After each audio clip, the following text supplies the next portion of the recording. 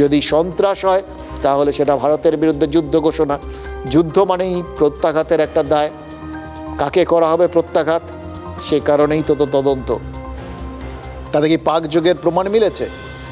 কেন্দ্র ঘোষণা করেনি, কিন্তু একটা লিড তো রয়েছে। লিড মানে আপনারা বুঝতে পারছেন, একটা ইঙ্গিত রয়েছে। কিন্তু পহেলগামে জঙ্গি হামলা হয়েছিল এপ্রিলের 22 তারিখে।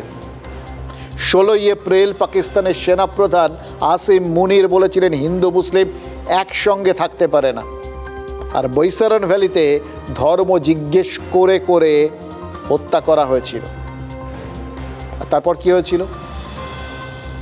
তারপরে আপনারা সবাই দেখেছেন যে গোটা দেশ জুড়ে একটা অদ্ভুত অবিশ্বাসের বাতাবরণ, একটা ভেতরে ভেতরে রাগ, ক্ষোভ, অস্থিরতা সব তৈরি হয়ে গেছিল।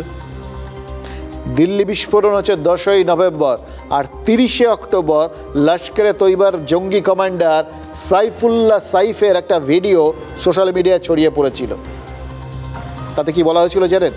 বলা হয়েছিল বাংলাদেশের মাটিকে এবার ভারতের বিরুদ্ধে ব্যবহার করা হবে। এবার আসিম মুনিরের বক্তব্য, তারপরে ভারতের মাটিতে হামলা।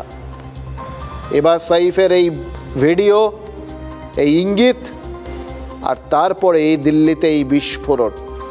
যদি সবাই এই অঙ্কগুলো মেলাতে থাকেন তাহলে কিন্তু অনেকগুলো ছবি এবং সবথেকে বড় কথা আরও অনেকগুলো সম্ভাবনা কিন্তু চোখের সামনে তৈরি হয়ে যাবে।